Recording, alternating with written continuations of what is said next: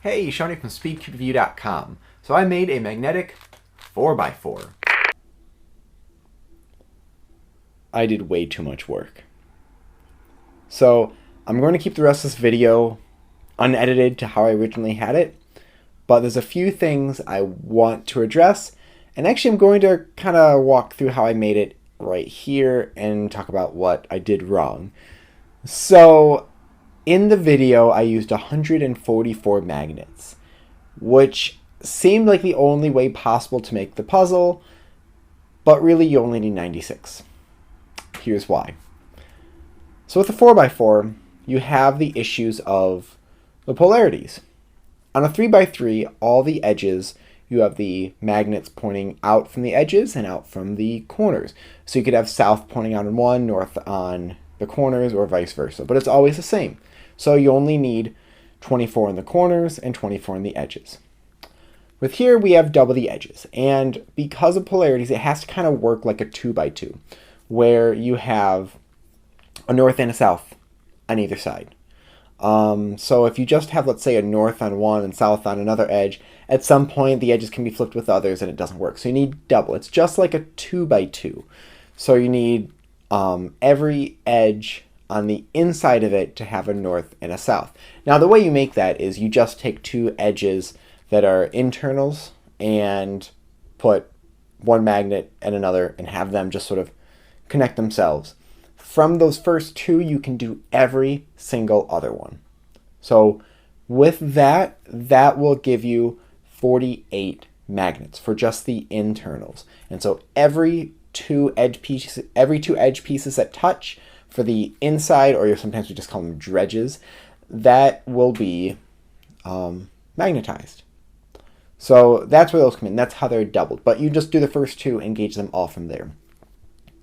For the outside, though, I put two magnets on the outside of the edge and two magnets on the corner in the same way I did a north and a south. That's not necessary because there's always going to be the same angle of the corner touching the same side of the edge, just like there's on a 3x3. You only need one magnet, or one on the edge and one on the corner at least, which would be 48 more for there. So I doubled it up just like I did in the internals. And it was extremely difficult on the corners to get that work. So you'll hear me in the video saying make your 4x4 magnetic was extremely difficult or extremely hard. I can't remember what I said. It's not. Honestly, it's like making two 3x3. So if you made a 3x3, it's the exact same thing. It feels like making two of them because you're doing the internals 48 and then the sides there. Here's the issue though. If you do make, if you double the inside ones and just do a single magnet on the outside ones need to be a little bit stronger. So let's say for 3x3, use 4x2 and 35s. Those will work on the edge and corner here, but you can't use the 4x2 and 35s for the inside, or else that's going to be really a much stronger force and connection there. What I used for the whole cube was 3x1.5 and 42s. And since I used 144 magnets and doubled every single side, I didn't have to worry about one side being stronger, one side being weaker. I just used the same for everything and doubled up everything. So that's where I went wrong. I did 144 magnets instead of 96. If you do 96, like I said, you need the corner ones, 48 of them, to be stronger than the internals. And then because of that 144, it made it really difficult to put the corners in. It was much more difficult than I thought. You don't need the cotton like I show. You don't need to use shish kebab skewers like I show to hold magnets in. It's so much easier. So if I make a 4x4 again, it's going to be much easier than the way I did it here. This still turned out great. I still like it. I've beaten my personal best a couple times already with this, and I've only had it for about a week. I love this puzzle, but it was much easier than I thought it was. And actually, when I decided to go about doing this, I didn't look up tutorials. I just sort of mentally figured out what needed to happen and did it that way. So hopefully this helps. Enjoy the rest of the video. Laugh at some of the things that I say. But you can still get an idea of how it's made. So, like I said, It's not that difficult at all. You can use 96 magnets, but you probably want the outside ones to be stronger than the inside ones because the inside ones are doubled. And that's about it. Enjoy the video.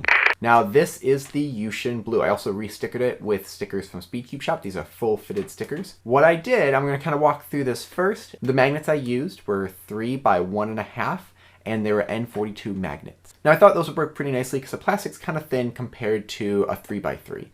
And installing them was a bit difficult.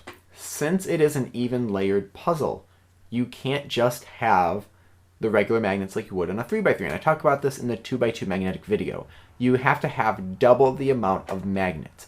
You have to have a magnet that's pointing north and one that's pointing south on the same side. So on this edge right here, there's a north and a south. And once you put like one in or two in, you can gauge all the rest of the pieces from those two.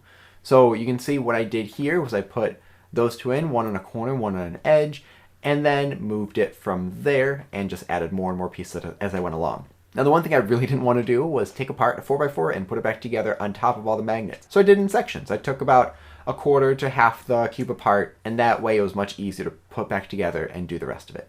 This whole thing took about 3 hours. Now the one difficult part in this was the corners. On a 2 by 2 the corners aren't too bad because the ones that I did that had caps were pretty easy to put on because it's a little divider between those magnets.